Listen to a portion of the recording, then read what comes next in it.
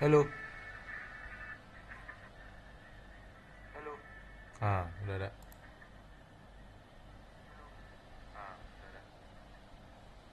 Oke. Kita mau belajar Golang. Suggesting us to call this one main, which is Which what is we're gonna use, what we're gonna and use. we're gonna And be we're naming gonna this whole file or this package declaration.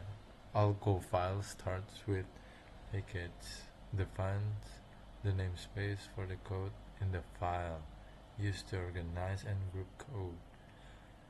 Main package is special because it indicates that the file belongs to an executable program. package Alright. main, and this is actually mandatory, as you saw, because otherwise the program will not run. As I said, everything in Go is organized in packages, including your own files. So what we wrote here is basically the main structure of a Go program with the package name, which is mandatory, the main function, which is also mandatory and serves as an entry point to the program, and importing any Go built-in packages that we need in our main function. Now, this program is actually ready to be executed. Ready And to be as you see right executed. here, as soon as we fix this issue, the Golang IDE actually automatically edit Nah, this bro, just triangular use run terminal. button that Because says I'm run use VS application. Code. So here is That's my a very IDE. convenient thing about an IDE like Golang whenever you are programming in whatever language is that instead of downloading the programming language compiler locally on your operating system and then running it from a terminal, you basically have everything integrated in one UI. That's why it's called integrated development environment. So we used Golang to install Go compiler or to download and install it on our operating system, and we don't even have to go to the terminal. We can literally just directly run the program from here, and in the background it will execute that Go command to run the application. So if I click here, run Go project, there you go, the program executed, and we have hello Go project. So if I Run, go build awesome project. I guess it's the directory. So I'm gonna just go build main.go. Alright. I think. Shut the fuck off. Go build main.go.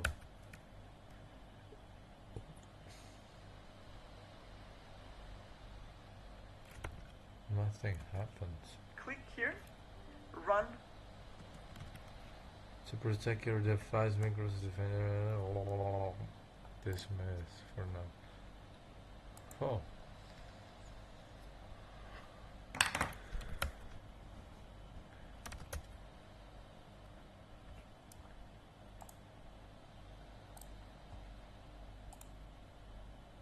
The fuck?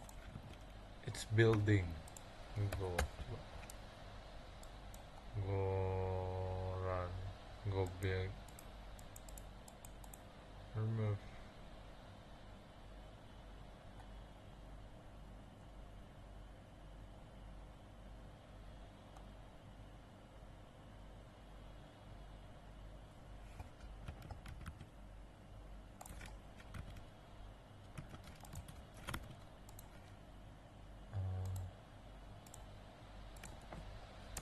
I have this function in Golang. How do I run it?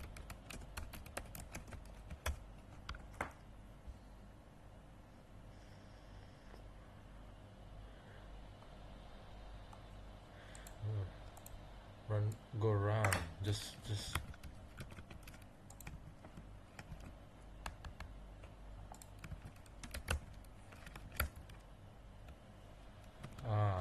It's working. I'll go compile and build optional. Go build. Oh my app. Go. Oh my. Can I run my app.exe?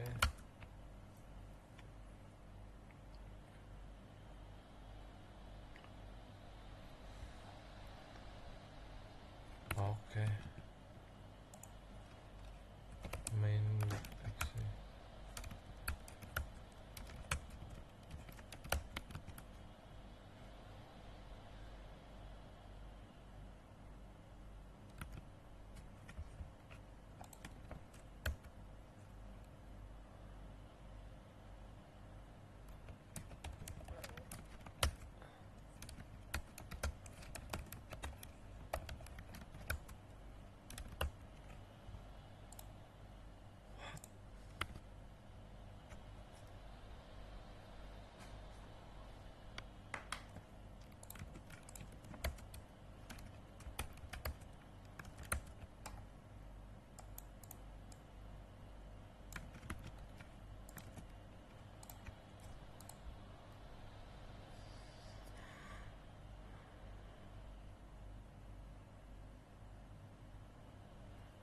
Harus gini aja nah, right?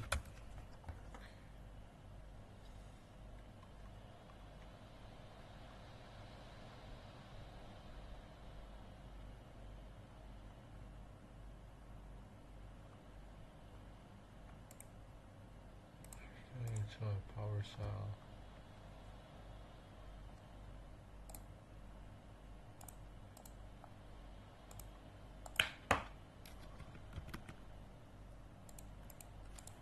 Pass.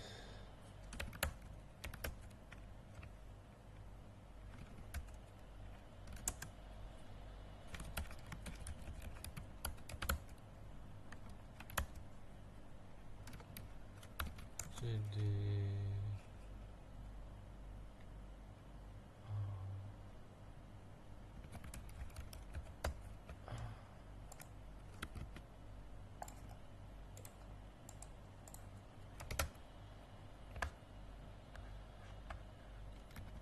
CD go nggak mungkin.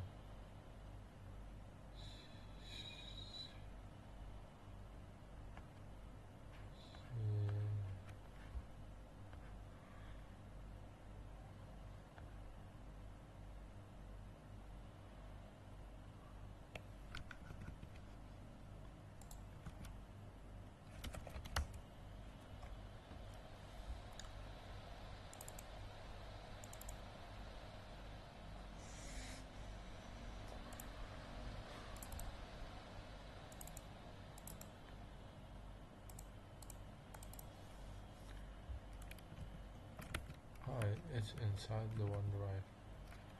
Follow the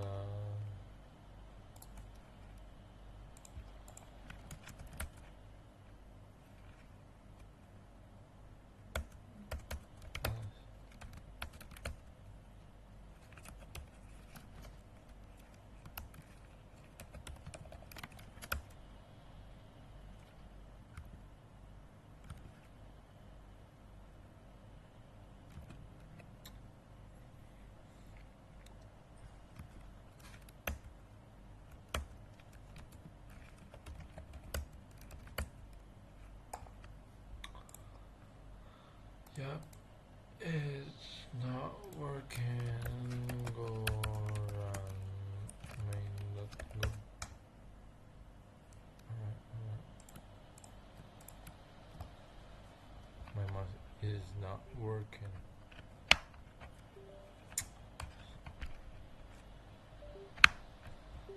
Holy shit, bruh.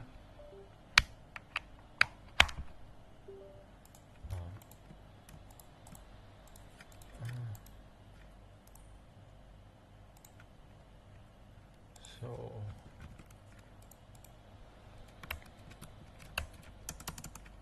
segitu. Titik. Oh shit.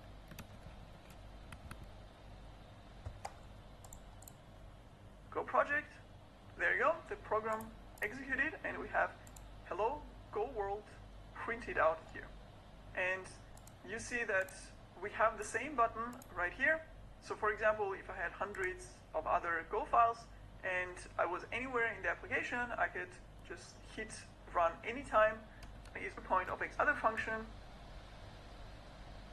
with this. Now, as a command, we could also in the IDE, at terminal, for example, then I would have here, I can just use the terminal built-in install, use the go commands directly with hello and new line. The go command, you will see the updated program, and the same way we can just rerun the program like this. Application, we have everything prepared, the program is running, we can execute it as soon as we make changes. So now we're gonna start writing our actually building something that is functional and it works in real life. So let's go ahead and do that. So now we're gonna create. So you guys can hear. It's a to-do list application, and we're gonna learn all the concepts that I'm gonna explain from now on in the context of an actual application, instead of coming up with some random examples that are not related to each other, so that you can learn and understand those concepts much easier. So you can learn. I'm gonna start by printing out welcome to our to-do list app. And the first improvement we're gonna make is if I do a new line here, and if I do fmt, you have this function here, another function that's called println, which is print line. So basically what this does is it prints out whatever text we provide here, and it adds a new line at the end, instead of us having to add a new line character explicitly. So it kind of makes that small improvement.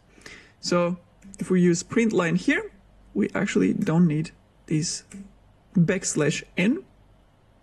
And let's print out a to-do item, which is watch Go crash course. That's your first to-do. And let's run this. All right. Okay, I'm gonna do it.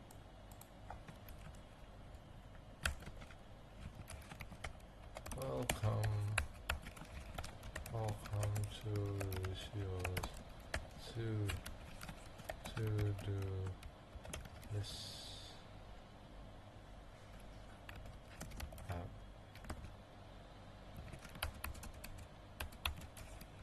To do this app. So instead of writing slash and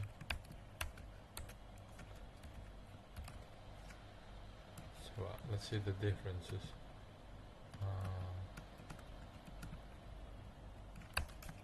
Learn go.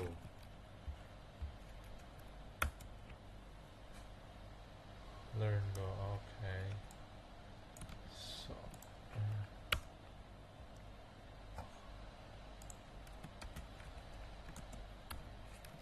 Print on print the fuck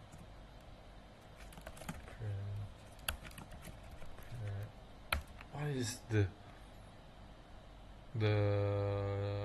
syntax suggestion is case sensitive, so when I want to and a big R, the fuck is working? Whatever, never mind. And as you see, both are on new lines because we have used println.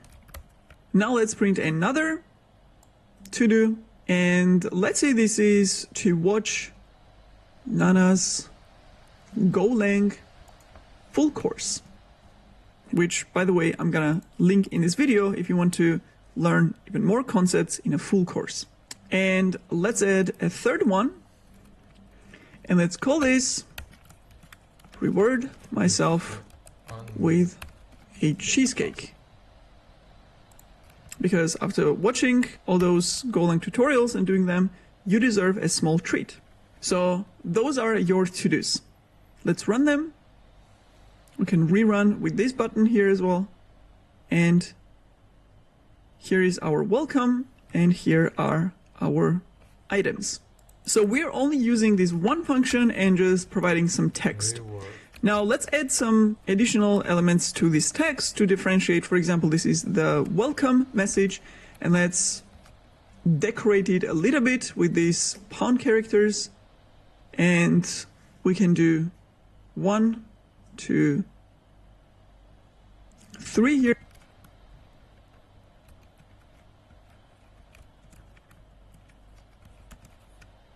Just use loop for loop.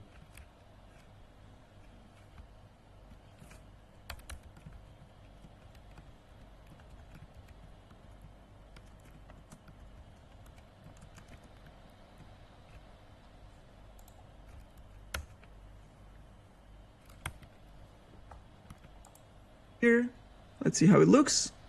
There you go. Variables in Go, array slices in Go. Looks better, right? And here's the first concept of Go programming language, which is the concept of data types. Generally, in programming languages, we have data types, and the basic ones are strings and numbers. And also in most programming languages, we need to explicitly tell the programming language what data type we are using. And the way to tell the programming language is the syntax. And the syntax for strings is always to enclose them in these quotes.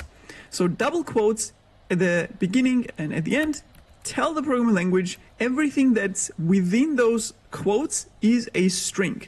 And string is basically any sequence of characters that you see on your keyboard. So if you look at your keyboard, you have all these letters, you have all the number characters on the top, you have the space, you have commas, you have these pound signs and exclamation marks, and so on. All of this enclosed within the quotes is string.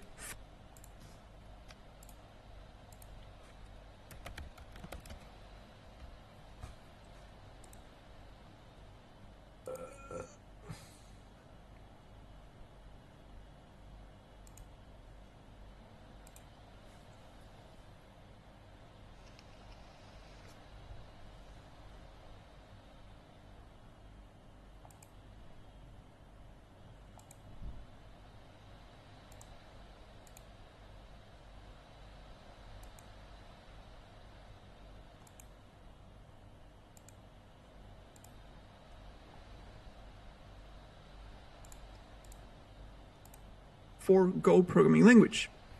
Now, you will be asking, what about the numbers? Because I see numbers on my keyboard, how are they strings?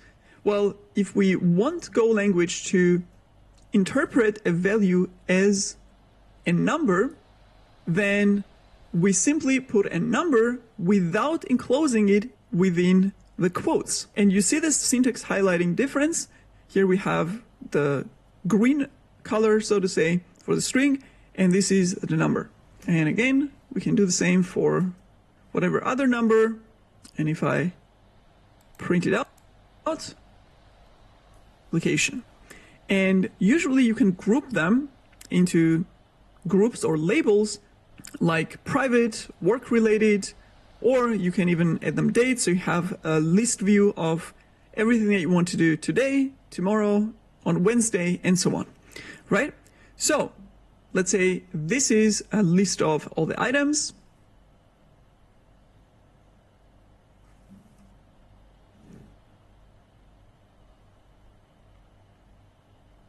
And somewhere down the line in the application, we have, let's say you create a group called tutorials and you add those two in that category. And maybe you have another label or group, and let's call it reward or rewards, self-reward basically, just because order. So I'm going to run this again, and then tutorials, and is that we have this space important editor in a way that to execute new line, then we have to, I would do this, it's here. So it's the second one is that you probably notice that we are repeating the same value twice. And if we had another group, for example, let's say you created another label and you call that my project. So you're working some startup project, whatever, and you need to learn different things for that specific project. And one of them is Go. So you want to watch the Golang full course for this project. So now you are repeating it even 3 times in your code. And usually this is just a simulation, but in actual programming an application, you're going to have hundreds of files, and these names may be just spread around across multiple files. So now let's see what happens if I change the name of this task. Let's say instead of watch Nana's Golang full course, we wanted to change this name to watch Tech Work with Nana Golang full course. And now we need to replace it here and replace it here because it is the same task. So the name should be updated everywhere. And let's say you saw some very compelling Instagram video of a tasty donut. So now you don't want a cheesecake anymore, you want a donut. So we're going to change our task name here and here as well. You see, whenever we have a value repeating multiple times in our code and we need to make a change to that value, we need to think where is all the places in my code where this value is used, and then I have to fix the name everywhere. And second of all, you actually have to repeat the same value if you want to use it in multiple places. And that's exactly the use case for what's called variables in a programming language. So instead of typing out the value, the actual value in 100 different places, you take that value, the actual string value in this case, you give it some arbitrary name, which is the variable name, and then you reference the actual value by using that reference name anywhere in the code where you need the value. So right here, we're going to do what's called a variable declaration. So we're going to take this value. I'm going to do Command X to cut out the value, and I'm going to save this value in a variable. So I'm going to do var, and let's call this task1 equals. So now, whenever we need this actual value in all the different places, like here and here as well, instead of take this one, tutorials, you can save numbers as variables and reference that specific number, whatever limit to how many items can be per category. So we can say max items in category or in group. And let's say we only allow maximum 20 items. So whenever we need this number, this actual number, because maybe we change it later, we can reference it using the same variable name. Now there's one more thing I want to show here, which is an alternative syntax for declaring variables, which actually is a newer and cleaner way of doing it, which is we don't need the var keyword. And right here, we use colon equals. So this does the same thing as the previous line. It assigns a value to a variable. And I'm going to revert this so you can use any of those 2 syntax alternatives. And let's clean all this up.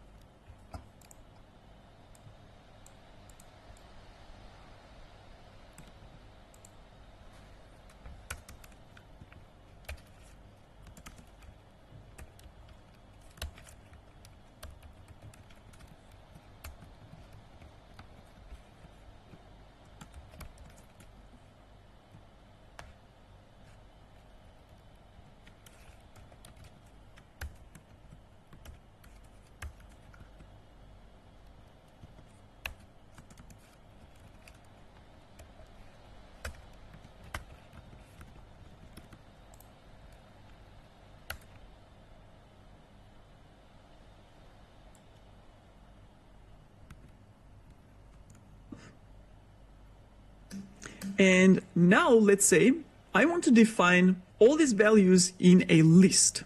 So instead of having them one by one like this, I want to have a list that contains all those items. and then I want to print out the entire list instead of printing out every single item, especially if I have hundreds of them, just in one print statement. And that is another very important data type in programming languages, which is lists or arrays.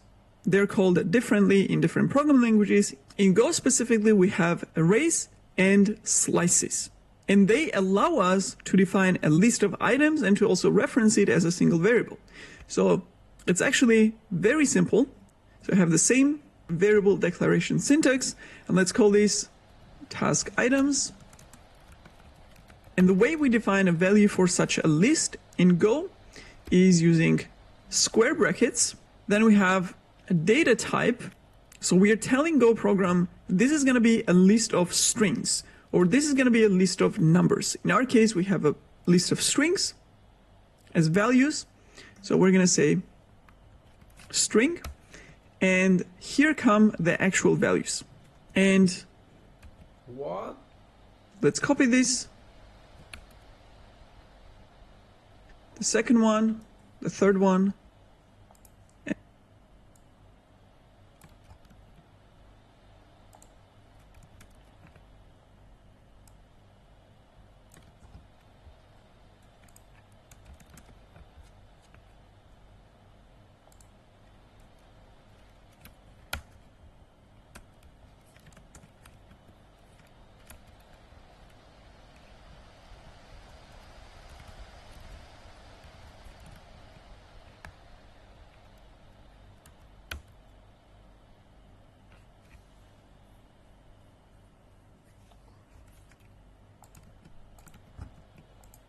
And as you see, golang is actually giving me a suggestion automatically, intelligently suggestion to use the third one. And I'm just going to click on tab.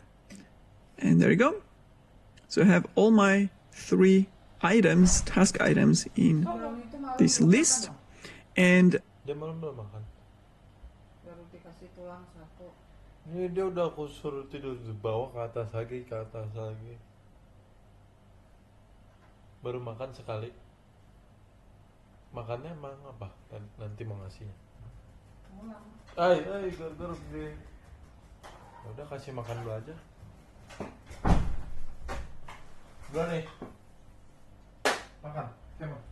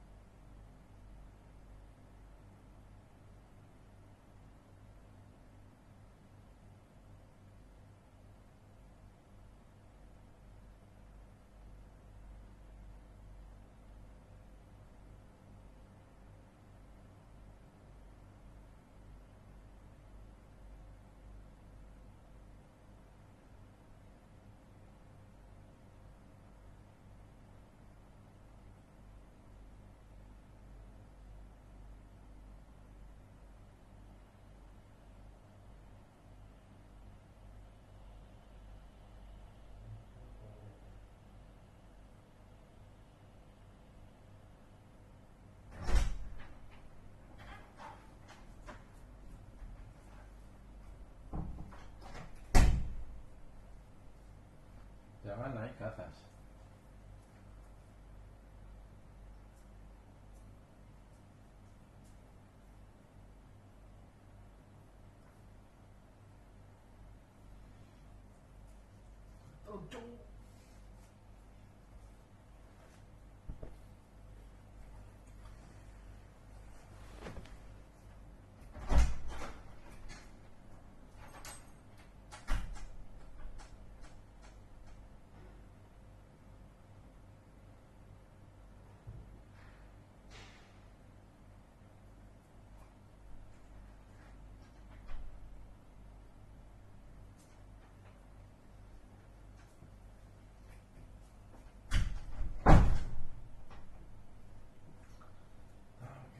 Sleep.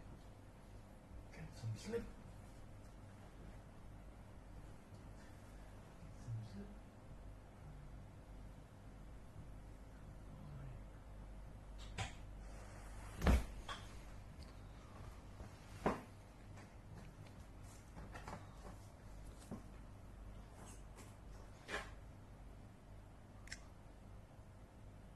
Tambah kering.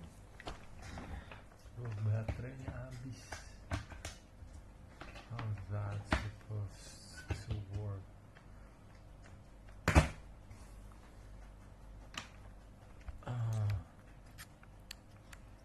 Habis ngasih makan brownie, bikin sup berbubur sama mama.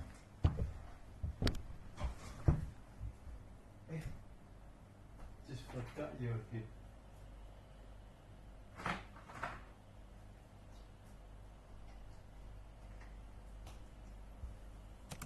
This declaration here, this thing is actually called a slice in Go programming language. And if I remove this and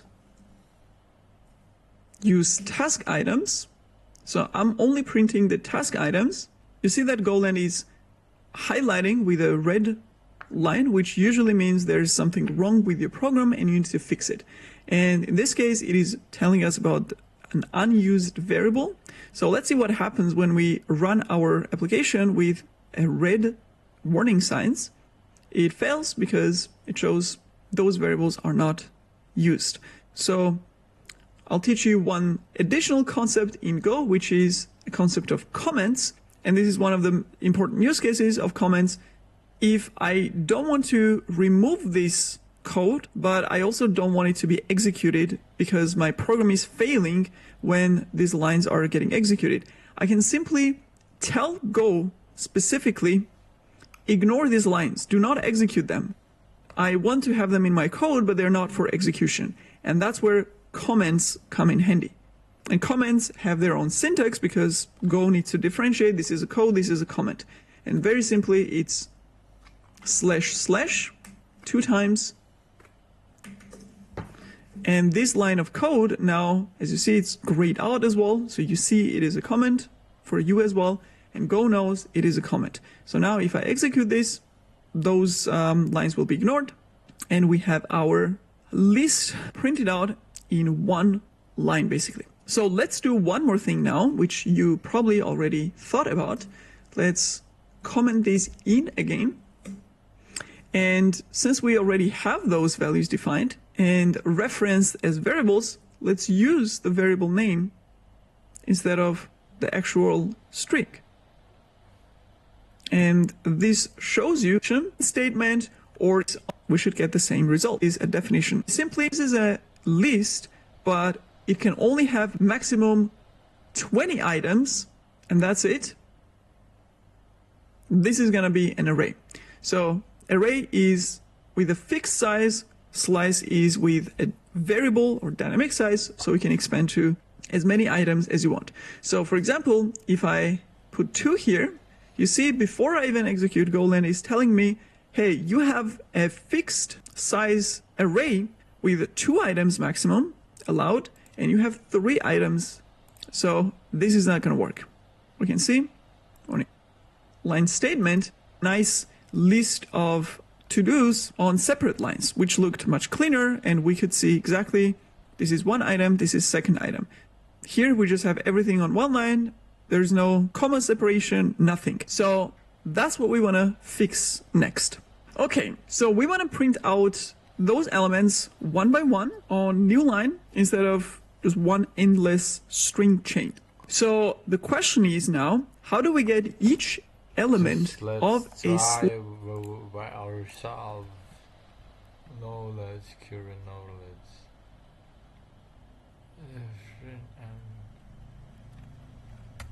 Berarti for ada for I sama dengan 0. I benar I plus plus. Alright, it's the same. Task item dot land. Oh gitu. Print fmt print line task items dot index. Alright.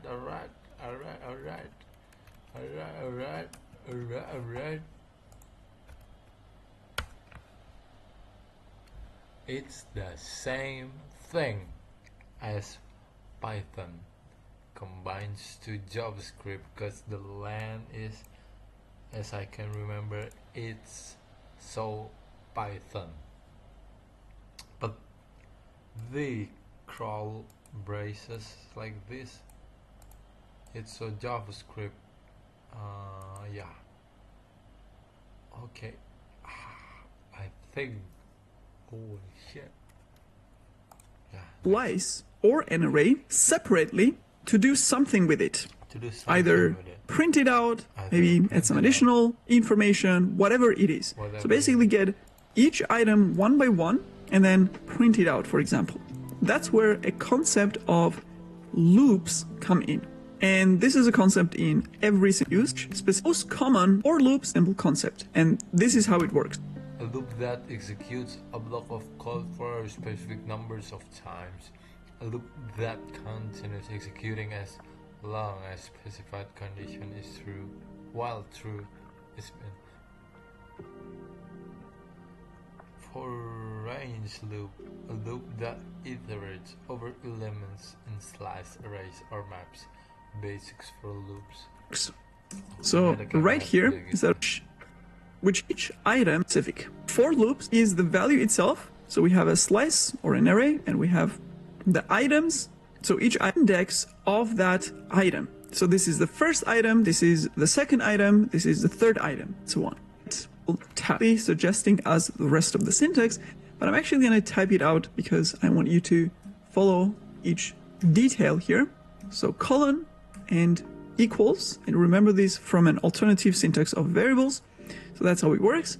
And then we have another keyword of for loops, which is range.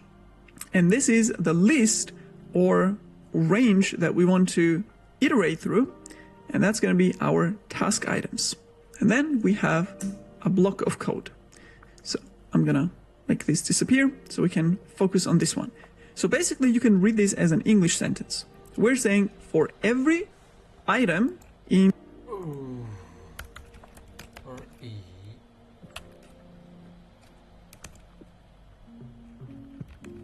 task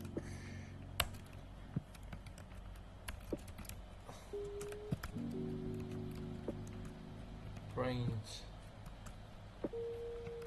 says items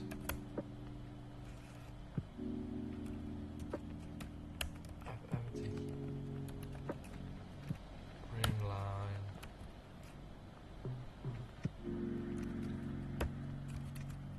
what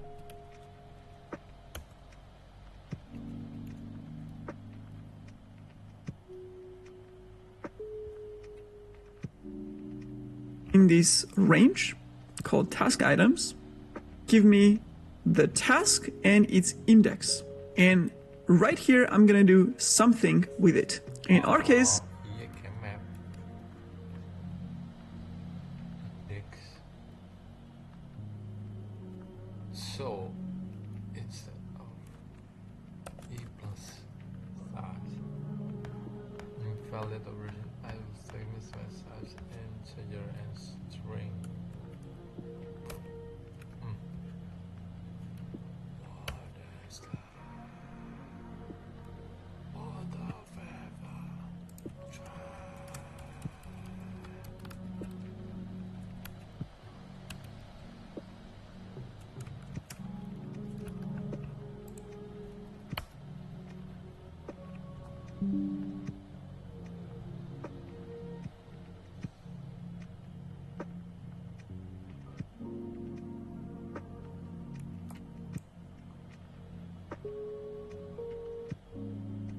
Dah. Jadi nggak muncul cok loopingnya.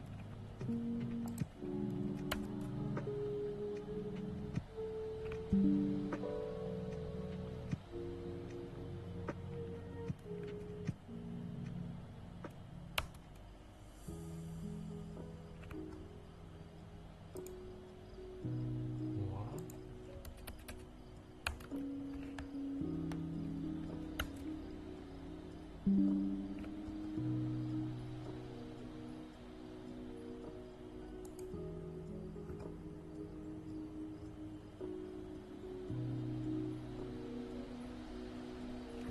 Golang bro.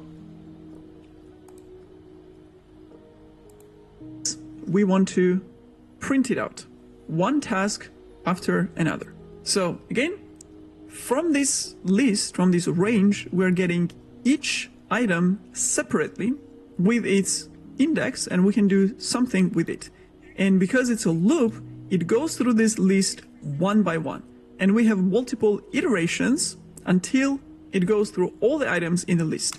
So it starts by iterating, and it gets the first item, we print it out, then it goes to the next iteration to get the second item, then it goes to the next iteration to get the third item, goes to the next iteration and sees, hey, it's an end of the range, there's no more values inside, so it ends the loop.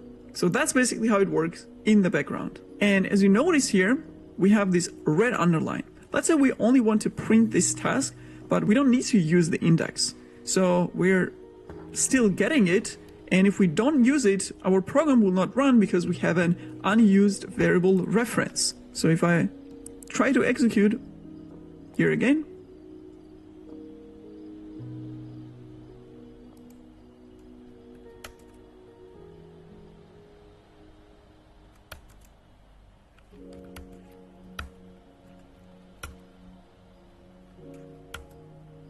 Bro, what the fuck?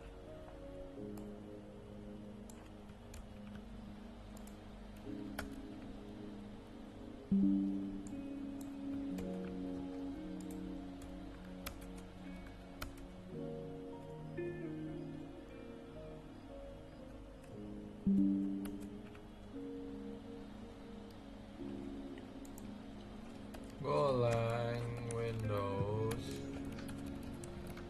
security issue.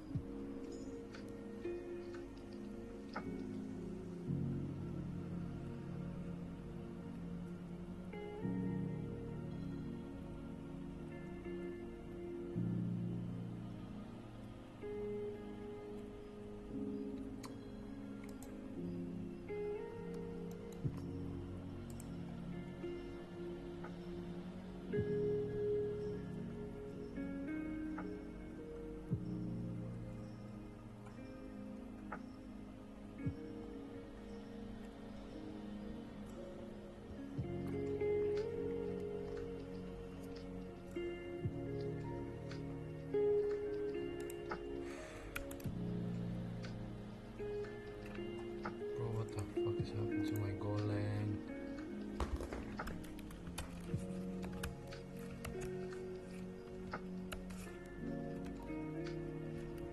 It's built, not run. What the fuck? Since when?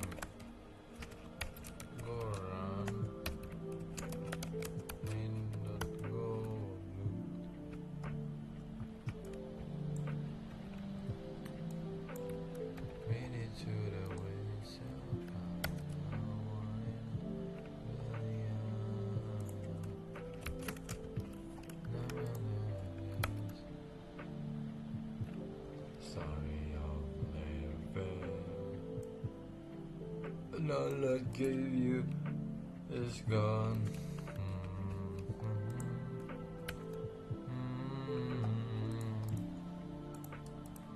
You see, index variable is defined, but it's not used. So two things to understand here.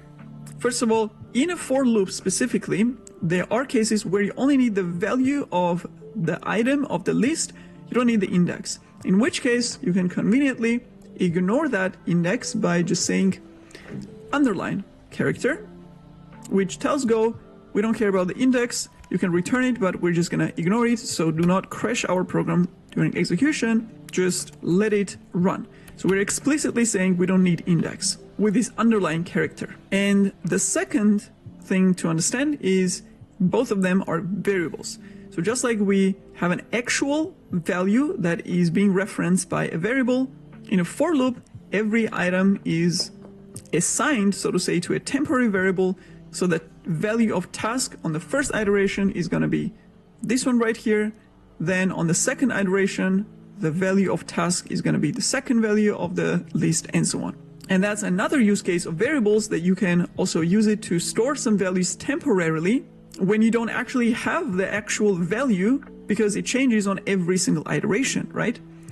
So now if I print it out, let's see what happens. And there you go. We have list of my to-dos, and then we have each item on a new line printed one by one. Okay.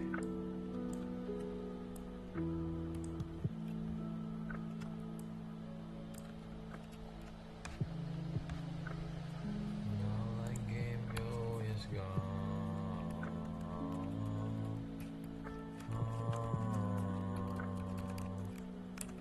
Thought we built a dynasty like heaven could.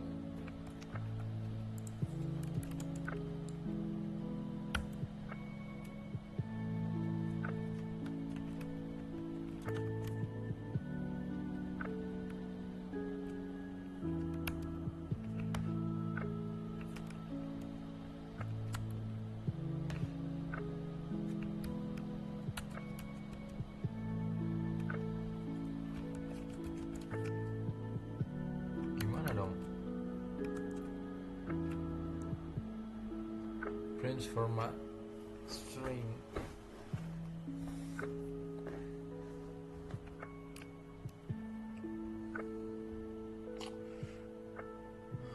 Prints format according to a format specified at the end writes to standard output.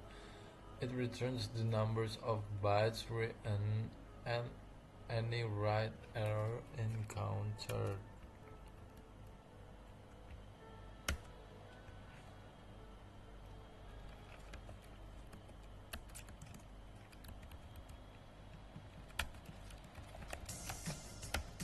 Temukan cara baru mendengarkan musik dengan Spotify Premium.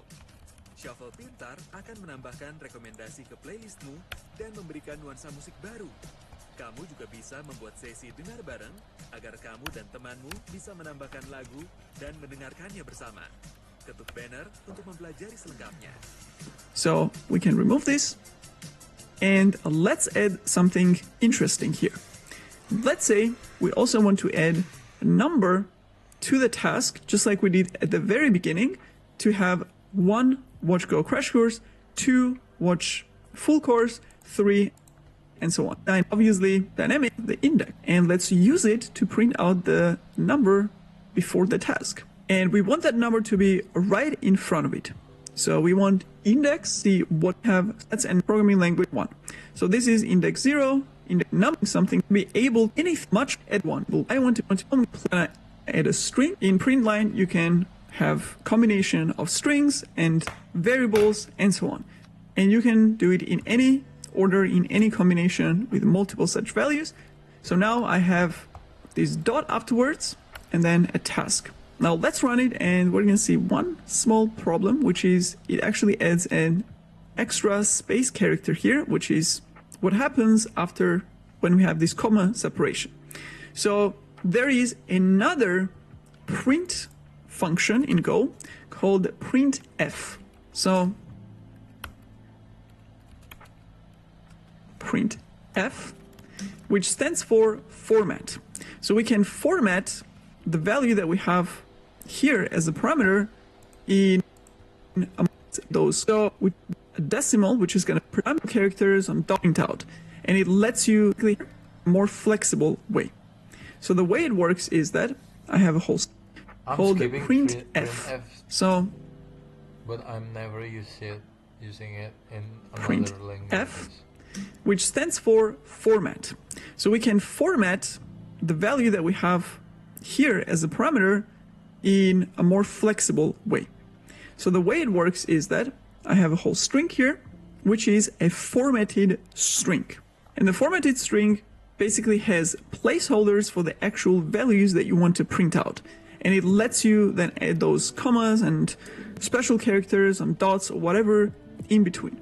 So in the printf, what I'm saying is that I want to have a number here, which is represented by %d, that's for number data type, or a decimal, which is going to be the index itself. And then after that, I want to have dot. And after that, I'm going to have a string value, which is going to be the task. And after that, I'm going to have a new line, because now we don't have that ln at the end, so we need to explicitly add like this. Okay, so we're going to have a decimal, dot, then... string. Alright, I know. I'm getting it. Version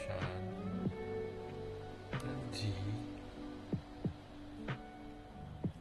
dot percent S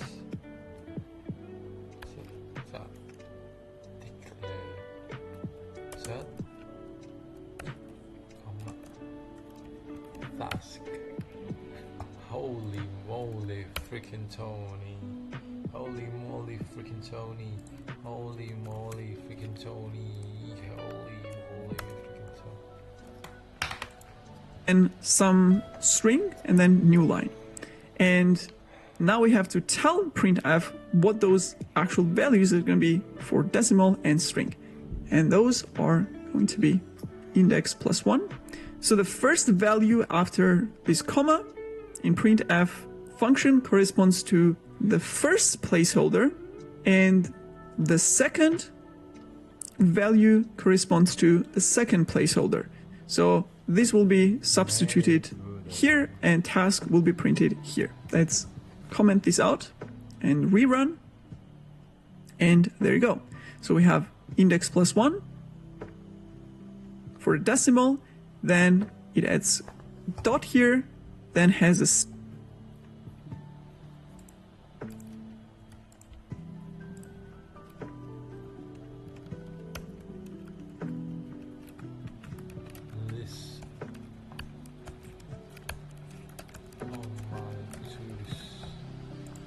space.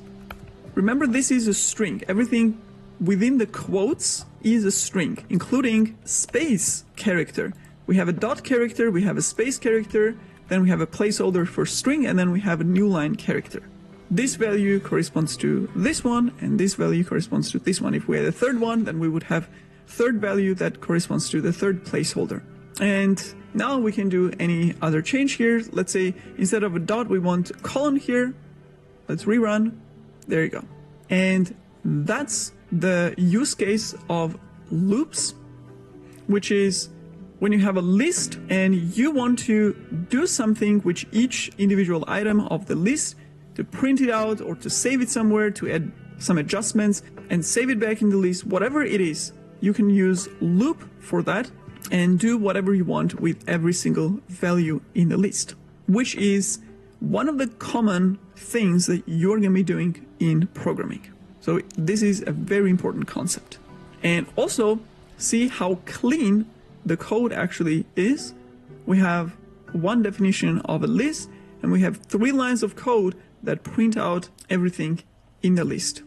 Now, let's go back to thinking about an actual to-do list application where we have this logic of printing out a list of items. And let's say this is a logic that we need in multiple places of our program. So for example, we have a complete list view where we want to print all the items, but we also have these separate groups that you create to kind of group together similar types of tasks, and you want to be able to show all the items within a specific group. You may also want to be able to print all the items for today or for next Wednesday. So the same exact logic is needed in 100 different places in our application. Now, does that use case sound familiar? Where you have something that you need to use in 100 different places in our application. Now, does that use it in 100 different places in our application? Now, does that use case sound familiar? Where you have something that you need to use in multiple places throughout your application code. It's the same concept as with variables, right? But here, instead of having a value like a string or number, we have the entire logic that needs to repeat. So let's say these 4 lines of code is the logic that we want to use in 100 different places. Do we want to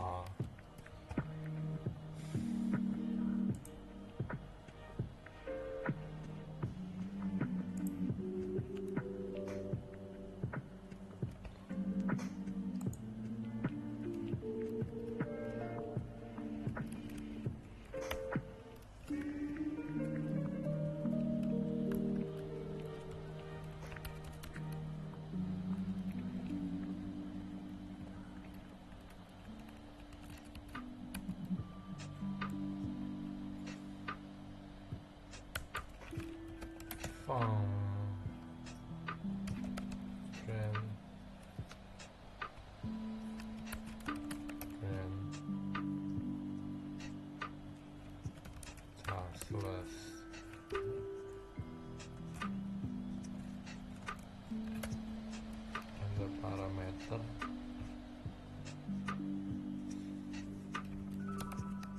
size items.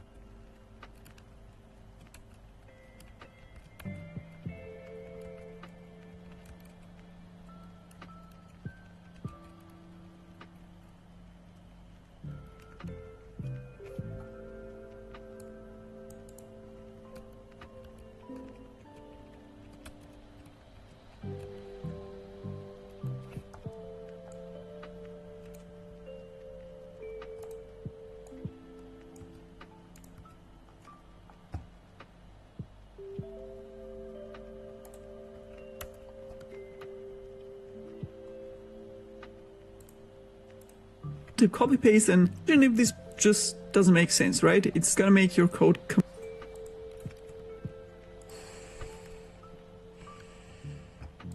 completely. So basically saving with the name and code application is the block of pasted. So we have an arbitrary name that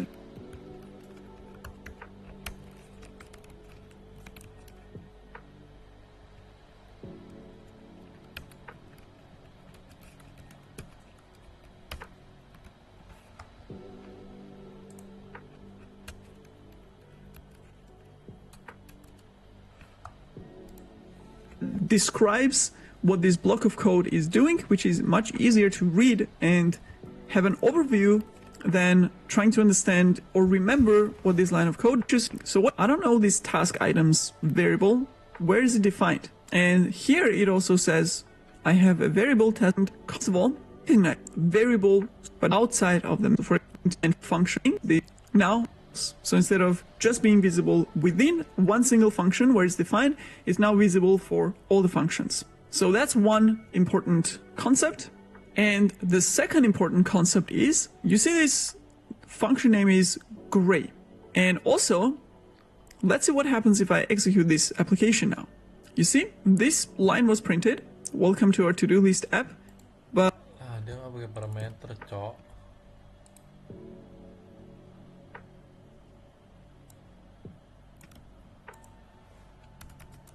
Taruh di luar bangsa.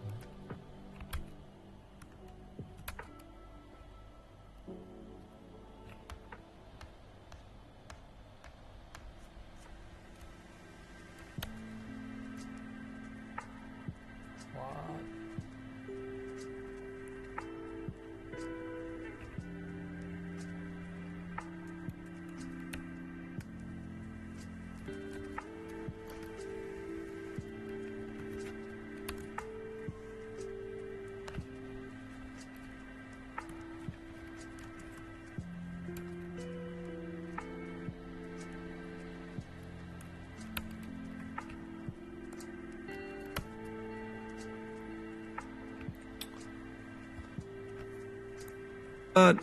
nothing else happened. So the list of to-dos and the tasks themselves are not printed. So what happened here? We defined the function, we have the same here lines of code. We are rerun is the first line of code executed. It saw the second line of code, which is a reference to a block of codes. All these lines, are we using them? And also, since this is also a function, we also have brackets here, but here we have actually something inside the brackets. So why is it empty here and during the execution, and why is it not empty here, for example, in other functions? And that's another concept of function parameters. So let's say we don't want those variables to be global, meaning we don't want these variables to be and values to be accessible to every single function in our application. We want them to be scoped and only expose it to specific functions that we want. So we're gonna bring them back into our main function, which will mean we're gonna have the same issue as before.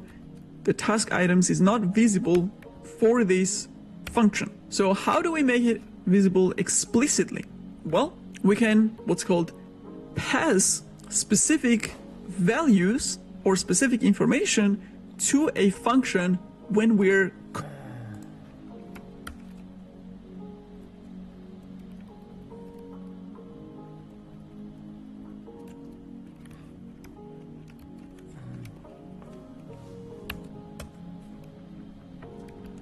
calling or executing that function. And that's where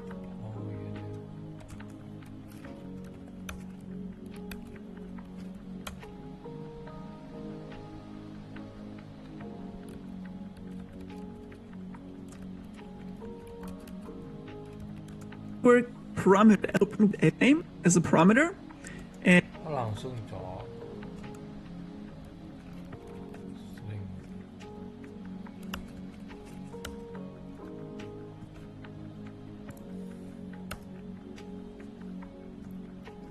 and we're calling it task items, and it will then go through that list of items and print them one by one. Now, as soon as we edit this parameter here, this is complaining, saying this function is expecting parameters, but we're not giving it one. We're not passing in that parameter. So to pass a parameter to a function is very simple. Just specify there. But in the function as well, we can define another parameter here.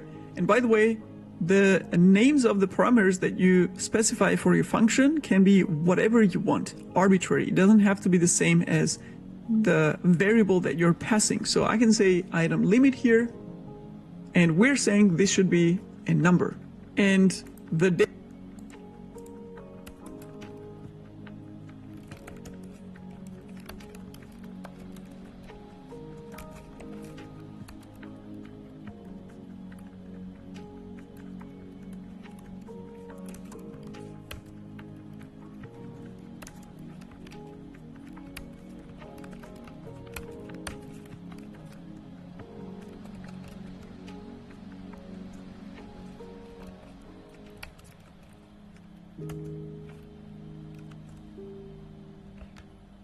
unused parameter.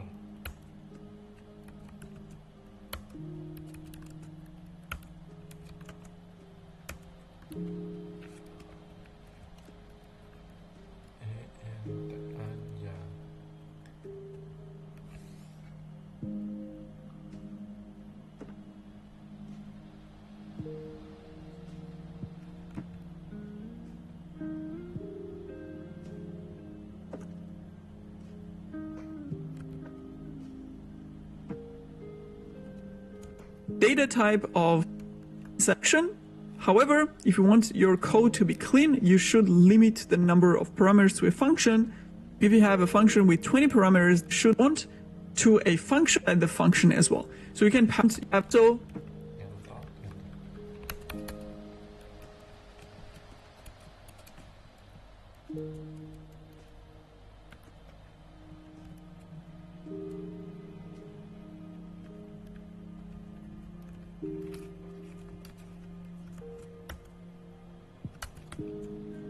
functioning instead of 20 different things. And that's basically a foundation of clean code or clean coding practices. And there you go. Now we have variables defined within main function scope. They're not global. And we're explicitly passing them or giving this information to printtasks function so that it can use it inside its logic. And now, whenever we need these 4 lines of code, this logic, and let's say we have hundreds of other function, we're defining 3 items as soon as the program starts, but we also want to be able to add tasks dynamically in our program, right? Because how else can you use a to-do list app if you can't add additional tasks to it? So let's create a function called add task. And here we're going to have a logic that basically add additional tasks, the task. And here we're going to have a logic that basically takes the task items, so the same task items list that we have here, and basically add a new task to it. So that means we will. Sorry. Blah, blah, blah, blah, blah, blah. New task. String.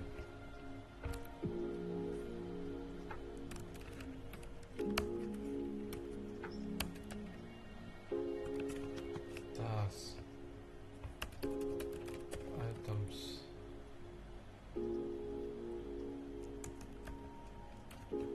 String.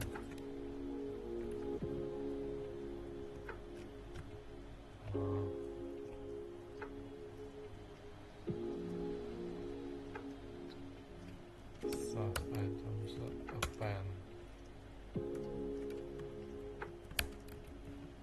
Pen, task items, sama news. Task.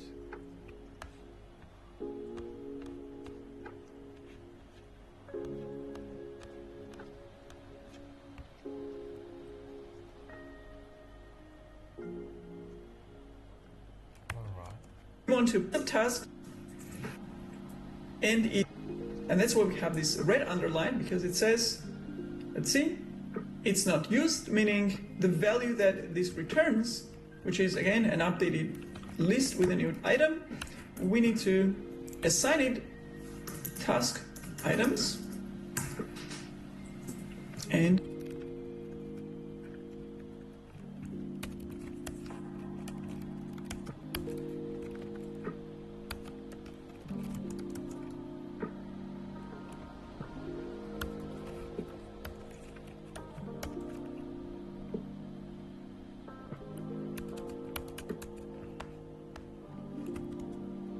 there you go. So we actually have that logic that calling it here and passing it a list of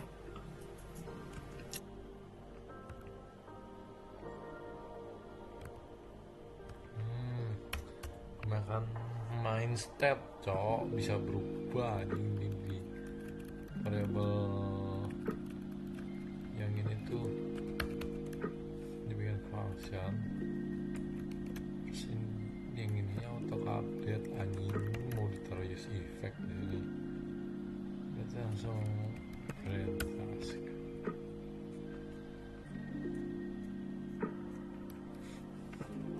Updated task items. So for the clean code,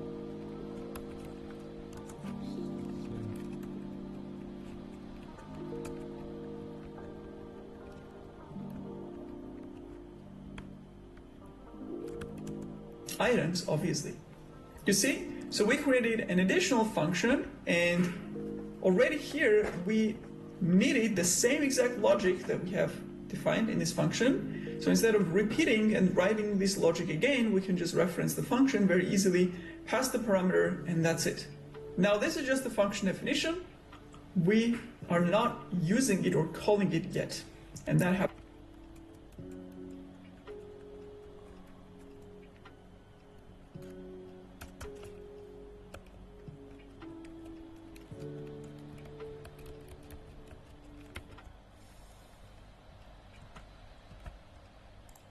Happens back in the main. Find here our add task function.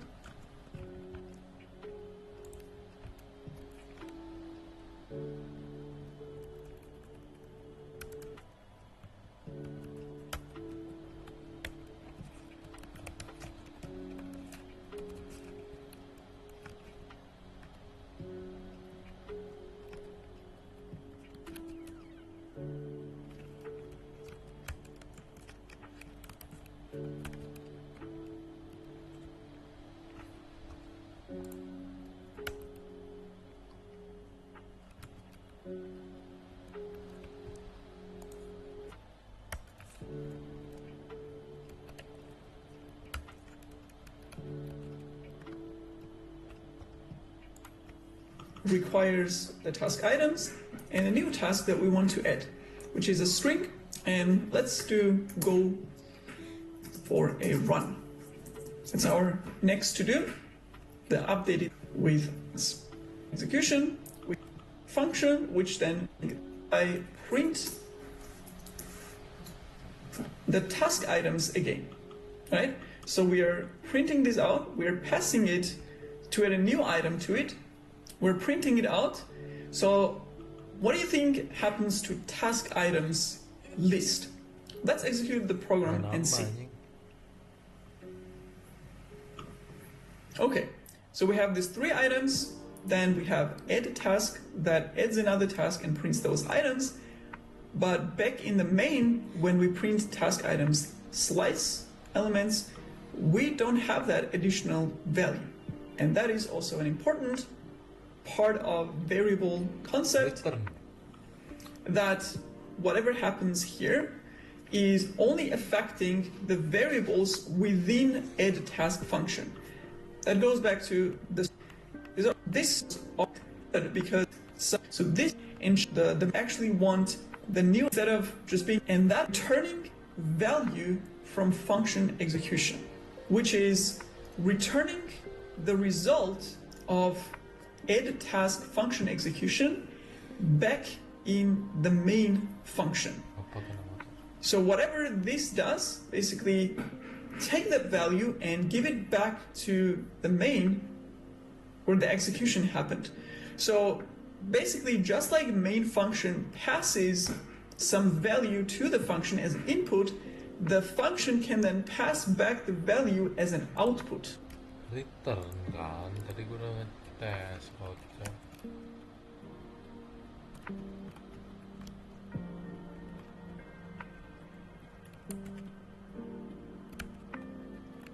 Return var gitu. Hell bro.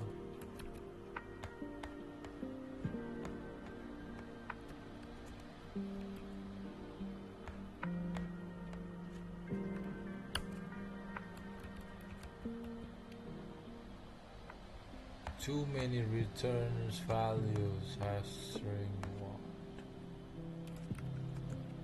Update this list back to the main function. So need to specify it in the function definition.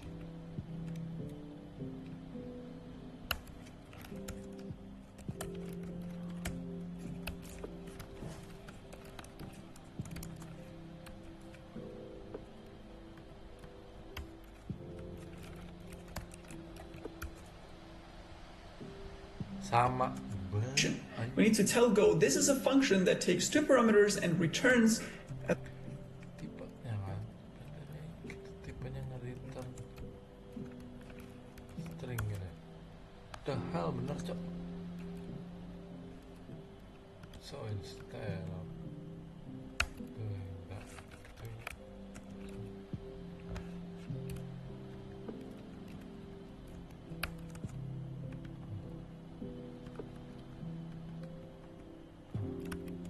a value, and or same as with parameters define. And so with multiple values, again specific from the function here function some right here, and this is a value, and function signature and why. The function signature defines how to use a function, what parameters are needed, and what values it returns. Defaultnya itu berarti returns null, returns nothing. It ensures that the correct types of arguments are passed. This also helps in detecting errors during compilation in statically typed languages like Go. we do that. So the parameters, what we need, this again specific to golang, so you can return multiple values. However, if you're returning just one, then you actually don't need the parentheses. That's what this warning is saying. So we can remove that. The function is getting. This defines what output or result the function is giving back. So now, let's make a space a little bit. Right here, this Rarity atas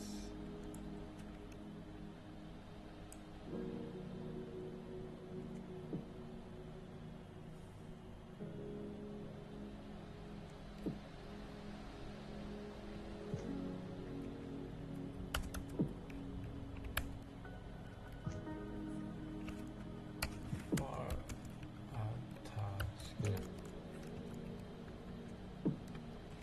Append. Masa append di dalam append?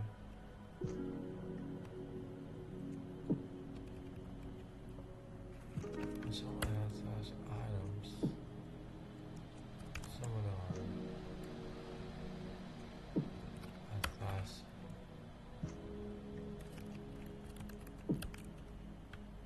Gini kan?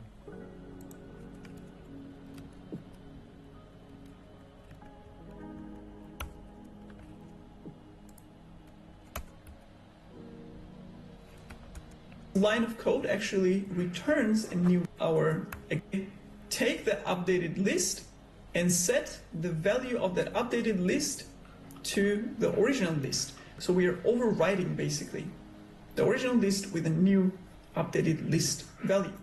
So again, this function is getting the original list, adding an item to it, and then returning that updated list.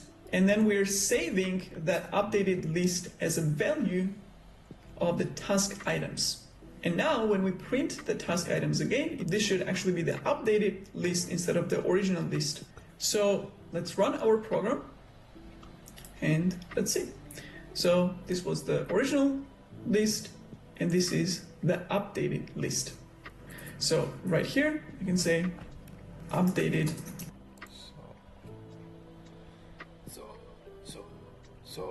So get away now. List. So if we run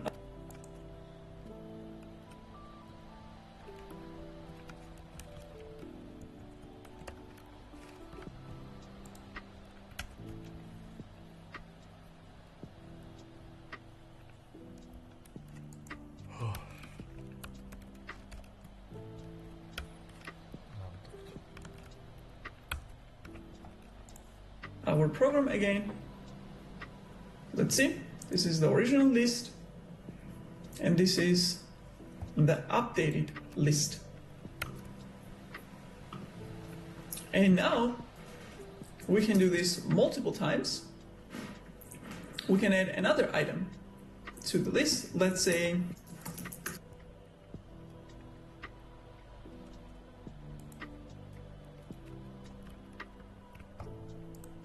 practice coding in Go.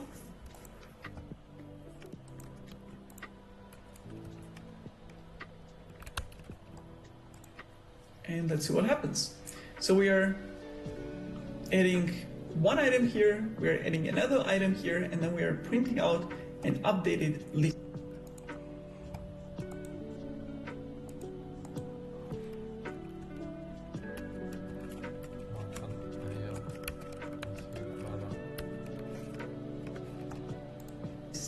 So let's run it. And there you go. Item 4, item 5, edit. Awesome. Now, as a final part of our project, let's make this application usable from outside users. Because till now, we have been defining the tasks and we have been adding the tasks. So there's no user who is interacting with our program, everything is hard-coded into the code.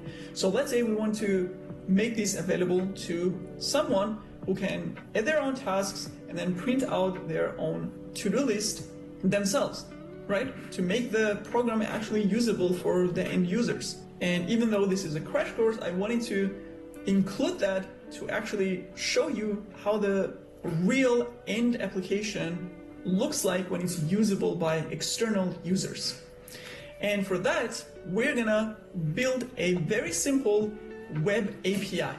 So basically an interface, a web interface that users can interact with the application using HTTP endpoints. If it sounds complex for you, don't worry. We're gonna demo it in a very simple way. But if you want to better understand HTTP, HTTP server, and client before jumping right in the demo, we actually decided to make one lecture of our IT Beginners course temporarily public, where HTTP URLs and IP addresses is explained in a detailed but very simple way. We will leave the link to this lecture temporarily in the video description. And if you don't know our popular IT Beginners course, this is basically a mini bootcamp to understand the whole software development lifecycle from software development. Basically a mini bootcamp to understand the whole software development lifecycle from programming to writing automated tests to spinning up virtual server environments to packaging and deploying the applications that you programmed to these deployment environments. So whether you are a junior software developer or tester or product owner who is involved in software development process, it basically will give you that big picture understanding of the whole process and fill any knowledge gaps that you might have and just give you that important technical fundamental engineering knowledge you will need at work. So again, if you think it's useful for you, definitely check it out. And now let's go back to our demo. Okay, first let's create a boilerplate code which is the most basic code to get something to work, for HTTP API, so that users can use our application using HTTP clients or web clients. So first I'm going to clean up all this. And you can actually back it up or save it somewhere if you want to. But I'm going to remove all this code in main function. And right here, I'm going to start what's called a local server to make our application available to end users at HTTP Local end endpoints. users. So just like we imported this FMT package, there is a package called HTTP, which has a function called listen and serve. And as soon as I hit enter, golang automatically imports this HTTP package in our Go file to make it available. And here we have two parameters that we're passing to this function. The first one is address, as you see, and that is where the application will be running, or on which port the application will be running. And as you see, our application will start on localhost, which is my local computer, so nobody else in the world will have it available. Just me on my local computer will be able to run it. That's what localhost is. And my machine, my computer, has multiple addresses where different programs can run and listen for any requests. And one of those addresses is 8080, which is kind of a standard for web applications. And that's the first parameter.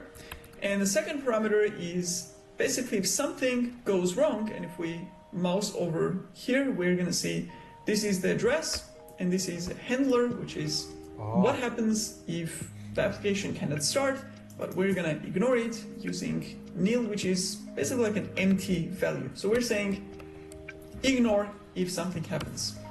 And this actually starts a local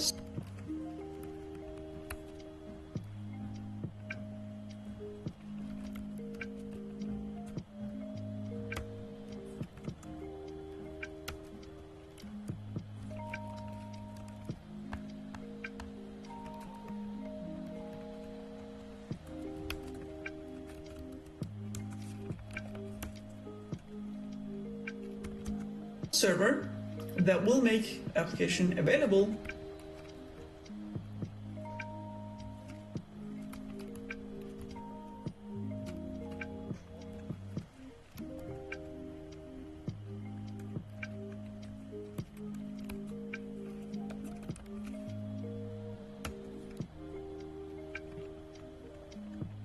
Bisa kok langsung, nggak usah.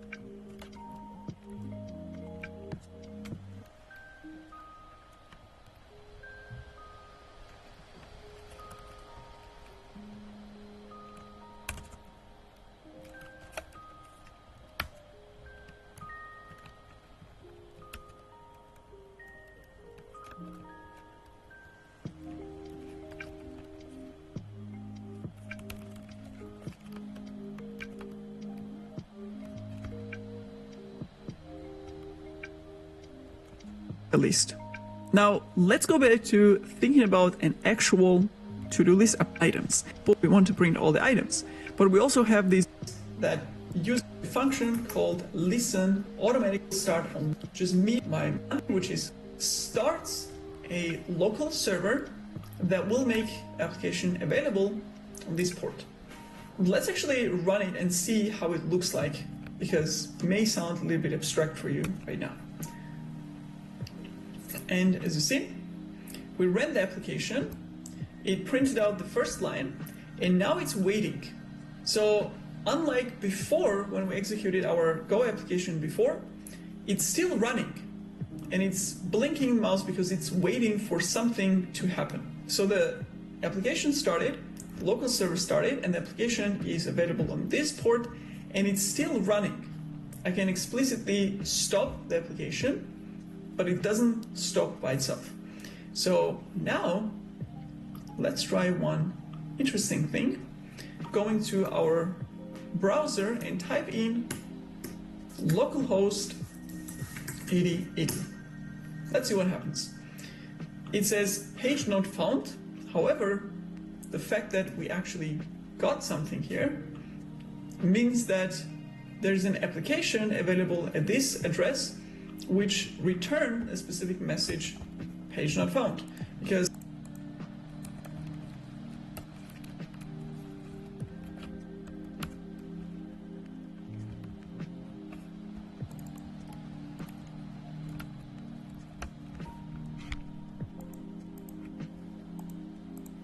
if I did the same on localhost, I don't know, 8085, where there's nothing running, I would get this message. So instead, I'm getting a response from the server that we just started. Cool. Now, let's actually return some message that we see here from our application. So right here, we're gonna make space, and we're gonna write what's called a handler. So whenever user tries to access our application, it handles that user request and sends back some kind of response. So we have a request from the user and we're sending a corresponding response back. So this HTTP package has a handle function, and I'm gonna type this out actually. And this takes two parameters. The first one is the URL. So this is a URL, basically. This is a root URL. We can also have hello, go, some additional string, and so on. So right now we're saying whenever this specific URL, so the root URL, is requested by the user, we want to execute some logic that returns user a response. And we're gonna put that logic in a function, and let's call this hello user. And if I mouse over here, you have this create function hello user. So let's click on this and let's see what happens. You see, it automatically created a function handler for our HTTP application. And you can hit tab on all places to accept, basically. So let's see what happened here. It created a function called hello.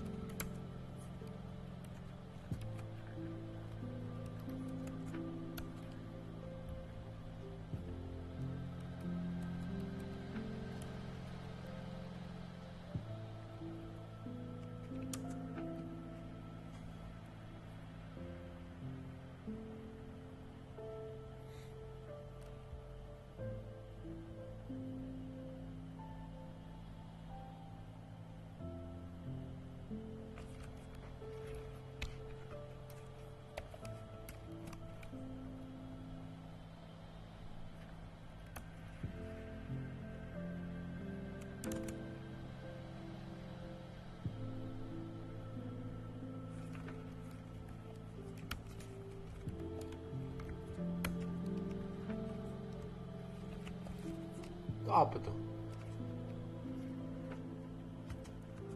User, and it automatically added these parameters. So what are these? As I said, we are getting a request from a user and we're sending a response to the user. So we're getting the response automatically. So HTTP, this package here, manages everything in the background, starting the server, allowing requests to come in. And as you see, this is the variable name. This is the data type.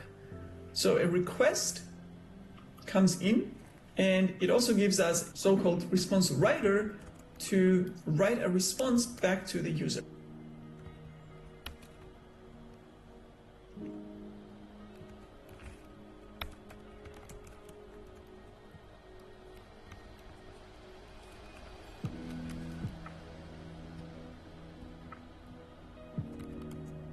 So now we're going to define a greeting message, and we're going to say, hello, user, welcome to our to-do list application. And we can actually remove it from here.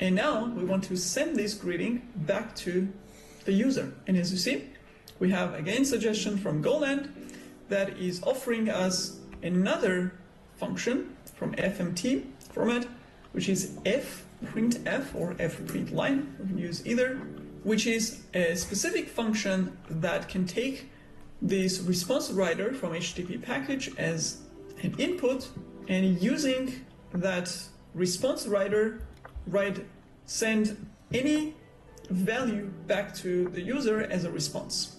Okay, and we're seeing these warnings here because it's warning us about unhandled errors. So basically, anytime something happens or something fails in this execution, what we're going to do about it. Right now, we're just ignoring it. We're not going to do anything about it.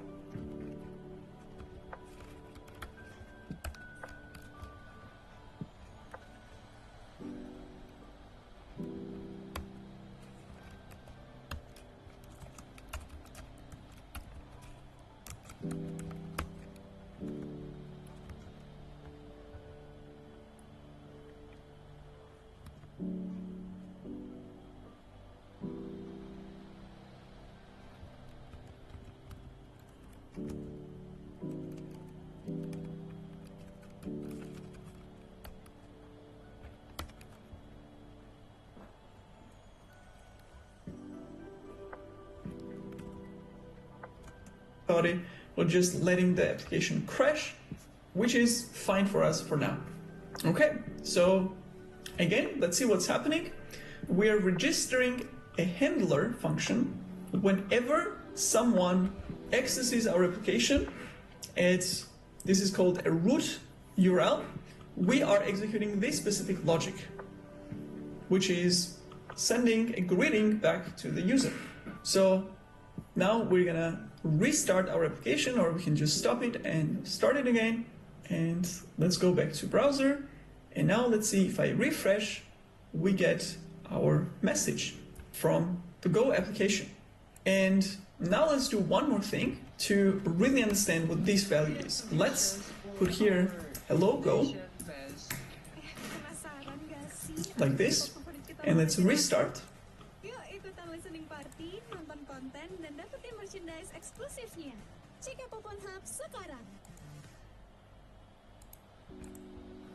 And now if I refresh this, I again get page not found. However, if I put hello Go here, I get start. And now if I refresh this, I again get page not found. However, if I put hello Go here, you see, that's where I'm getting the message. So this basically defines which URL of the application is this logic gonna execute. And whatever that URL is, basically I provide it here in the browser. So every such URL can have its own handler. So for example, let's say this is the root one, so basically a general one that welcomes the user, and let's say this is show any. So let's bring back my task items and use the user the list of tasks through this, taking this print line, and instead of greeting, let's try sending back the items. Let's see what happens. And again, we've defined that on show tasks, this function logic will execute, sending back the task items. So let's see what happens. So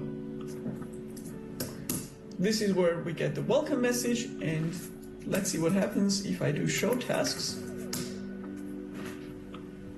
And as you see, we get this slice with all my to-do list items inside, printed out like this. And to display them as individual items, we can use the loop. We don't care about the index, we just need the task, let's say, and have the range of task items. And inside,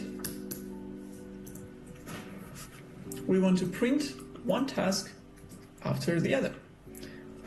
And again, let's see what happens. Let's go back, refresh, and there you go. And we can delete both of these functions because everything now is happening via the HTTP endpoints.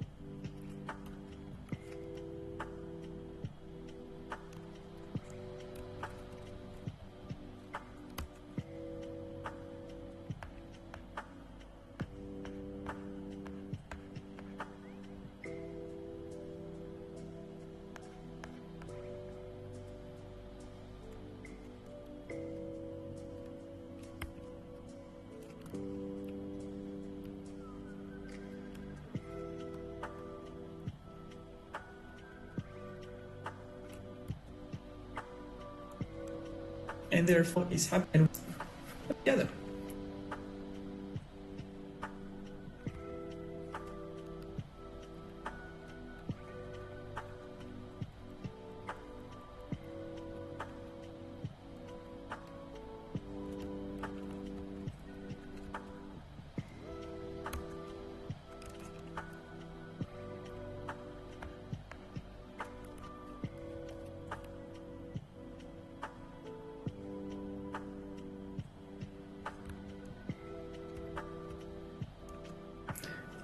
And again, let's see what happens.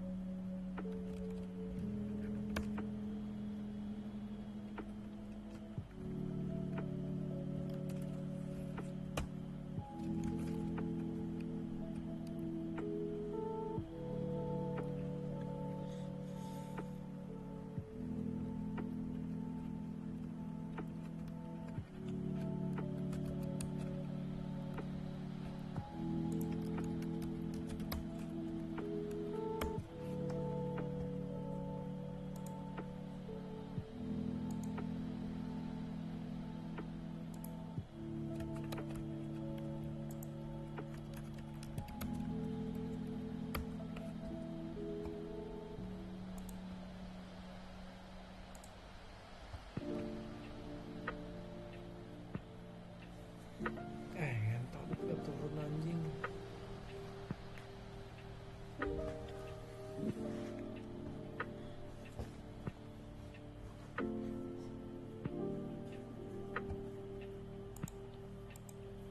Let's go back, refresh, and let's see what happens.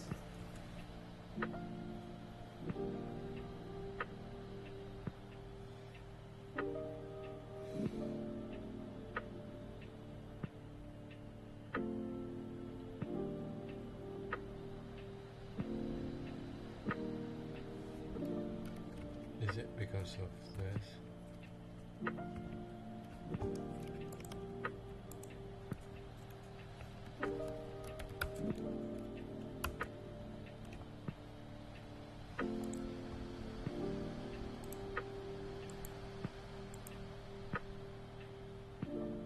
Nigga, what the fuck?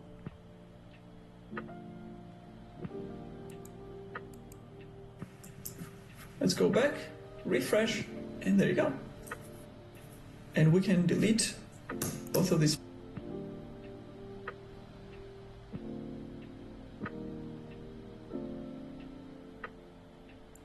functions.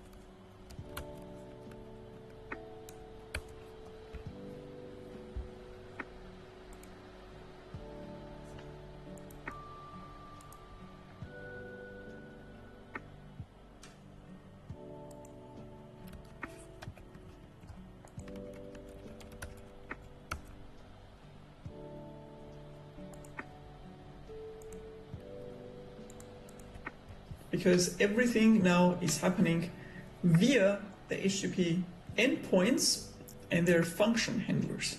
And we just made our application into an HTTP program that any HTTP client can actually talk to.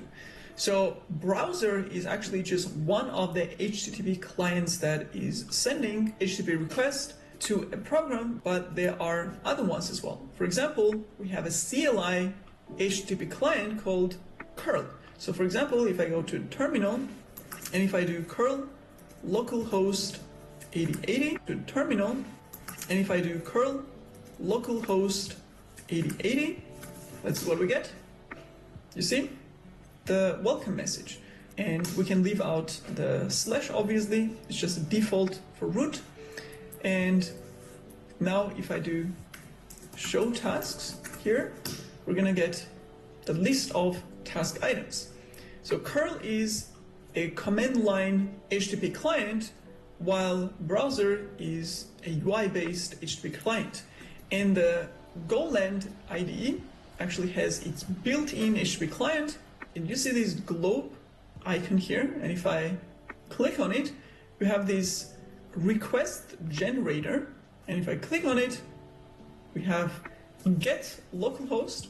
So as you see, this is a built-in program of the editor, and if I run this, it shows the welcome message. I can also run show tasks instead. Let's run it, and there you go. We get the list of arguments here.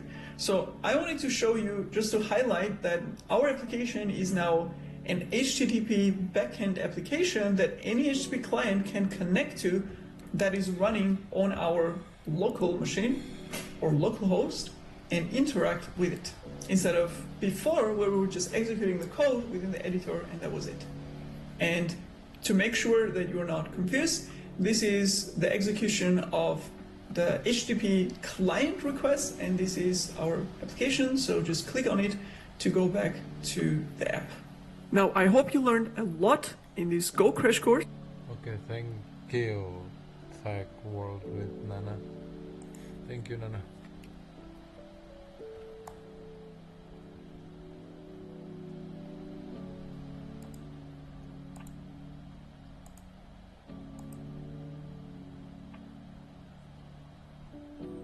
Okay, thank you.